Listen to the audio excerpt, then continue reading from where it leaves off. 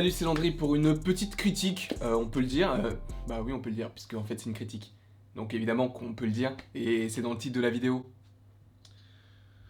Je vous ai dit en intro ou outro, je suis pas génial. Déjà, je pense que je vais garder cette scène alors que je suis en train de nettoyer mes lunettes. Non, on est nature sur cette chaîne, on est vraiment nature. J'espère en tout cas que vous allez bien en ce mercredi. Sachez que je vais vous raconter quelque chose d'assez incroyable, puisque j'ai vu The Devil All the Time, mais je n'ai pas fait que regarder The Devil All the Time, c'est-à-dire que j'ai eu la chance de pouvoir participer à l'interview du réalisateur et de Bill Skarsgård. Du coup, c'était vraiment plutôt très sympa. En soi, j'ai regardé le film, mais après on a enchaîné directement sur l'interview. Et bon, alors... calmons-nous, j'ai pas posé de questions. Moi j'étais sur le côté et je regardais en fait l'interview et c'était assez fascinant de savoir comment c'était fait et tout, et j'ai beaucoup appris, vraiment j'ai beaucoup appris. Et en fait, de faire ce genre de choses qui te font rentrer vraiment encore plus dans le film, bah ça te fait en fait vraiment plus apprécier le film, puisque tu te dis, bah j'ai vécu un truc de ouf. Bref, on va pas rentrer vraiment dans les détails de savoir comment est-ce que j'ai regardé le film, comment l'interview s'est passée, évidemment.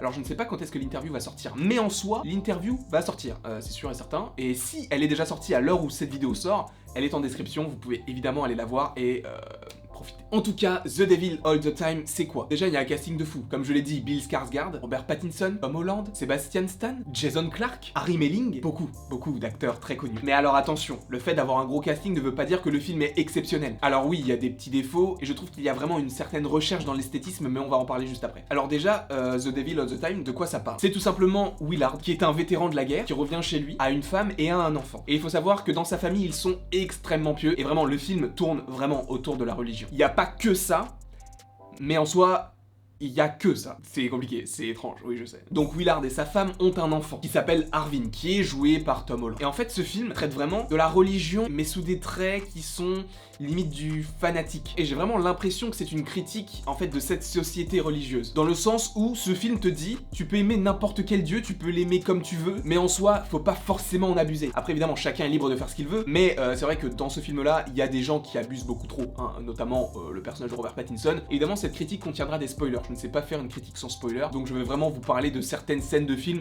Donc si tu n'as pas vu le film ou si tu ne veux pas être spoilé, quitte la vidéo tout de suite. Quoi qu'il en soit, en fait, ce film traite vraiment de la religion, mais sous différents aspects. Tu as vraiment le fanatique qui va suivre toutes les messes, celui qui va vraiment croire en Dieu et qui va vraiment croire en ses miracles, sachant qu'en soi une entité peut nous donner de l'espoir et de la force, mais tu vois vraiment que dans le film ils te disent si tu vas trop loin, ça peut aller trop loin. Notamment avec le personnage d'Harry Melling, qui joue le personnage de Roy, qui lui est une sorte de pasteur qui montre à quel point Dieu l'a aidé à surmonter sa peur des araignées. Alors dans sa prestation, il prend un bac d'araignées et il se le met sur lui pour montrer qu'il n'a plus peur. Tout le monde l'applaudit, etc. C'est un miracle. Sauf qu'en fait, il va beaucoup trop loin, si bien qu'il a l'idée de faire un sacrifice et de tuer sa femme pour l'offrir à Dieu pour qu'elle puisse renaître. Donc il la tue, il attend qu'elle ressuscite, sauf qu'elle ressuscite pas. Et il se retrouve comme un con dans la forêt avec son frère handicapé qui est dans la voiture. Donc ce qu'il fait, c'est que son frère est au courant qu'il a tué sa femme. Donc quand son frère va dormir, il va conduire la voiture et il va l'arrêter en plein milieu d'un champ. Et du coup, sachant que son frère est handicapé moteur, il ne peut pas bouger en soi, et il n'y a pas de téléphone, il n'y a pas de ce genre de choses, il n'y a pas ce genre de technologie qui peut t'aider à te repérer. Le mec est seul dans un champ, dans une voiture, sans jambes. Et en fait, ça te montre vraiment à quel point les gens peuvent aller hyper loin par rapport à la religion et par rapport à l'interprétation qu'ils peuvent donner aux paroles de Jésus, ou de prophètes, ou d'imams évidemment, mais c'est vrai que dans ce film-là, on se focalise uniquement sur le catholicisme. Et en fait, ce qui est intéressant dans le titre du film, c'est The Devil All the Time, ce qui signifie le diable tout le temps. Ce qui est marrant, c'est que ça tourne beaucoup autour de la religion, mais le diable, qui est donc une figure emblématique de la religion, eh bien en fait elle est représentée par les personnages. Il n'y a pas d'événement surnaturel, c'est vraiment le diable qui est présent en chacun de nous, mais qui est évidemment montré de façon monstrueuse par des actes et non par des phénomènes surnaturels. Donc en fait le titre est assez évocateur de ce que l'on peut retrouver dans le film, dans le sens où dans tout le film,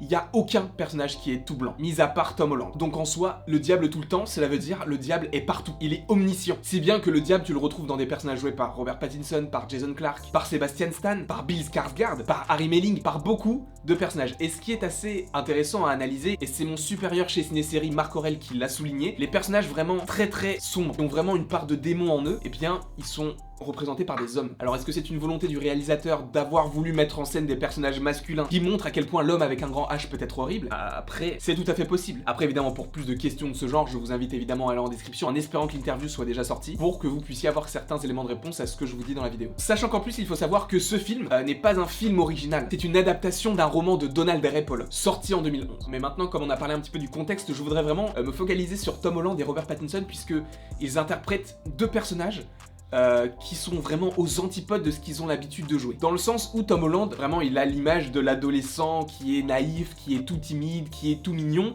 mais dans le film, c'est pas du tout ça. Et Robert Pattinson, il a l'image en général du sauveur, du mec bien, alors que pareil, c'est totalement l'inverse dans le film, puisque Robert Pattinson, dans le film, c'est un prêtre violeur d'enfants.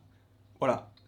Je t'invite après à regarder le film pour avoir plus de précision, je vais pas rentrer dans les détails. Et Tom Holland, de son côté, il lâche cette image d'enfant candide pour vraiment rentrer dans la peau d'un adolescent très tourmenté, très perturbé, et très violent aussi. Même si au début ça me paraissait étrange puisque j'ai vraiment l'image de Spider-Man dans la tête, ou de Billy Elliot, et bien en adolescent violent, il est crédible. Et ça m'a vraiment conforté dans le sens où Tom Holland c'est un vrai bon acteur. Et il peut jouer plein de choses totalement différentes, même si son physique, même si sa personnalité, même si sa personne en soi est totalement aux antipodes de ce que l'on peut voir dans The Devil All the Time, et bien ça fonctionne parfaitement bien. Donc si je devais donner une note à ce film, je donnerais 16 sur 20. Alors c'est une très bonne note en soi, mais c'est vrai que les 4 points, j'en ai pas parlé évidemment, mais je voulais vous en parler maintenant. Les 4 points perdus sont dus à la temporalité. Vraiment, au début, j'ai rien compris. Tu mélanges le passé, le futur, le passé du futur, le futur du passé, et tu comprends rien au début. Alors après, c'est expliqué, mais ça met du temps à vraiment être bien expliqué. Après, tu comprends le mécanisme, puisque le mécanisme est vraiment le même souvent. Mais c'est vrai que c'est compliqué à comprendre la première fois que tu regardes et tu te dis, mais du coup, ça se passe avant, ça se passe après, ça se passe à quel moment? Donc les 4 points, vraiment, c'est beaucoup 4 points pour ça. Mais en soi,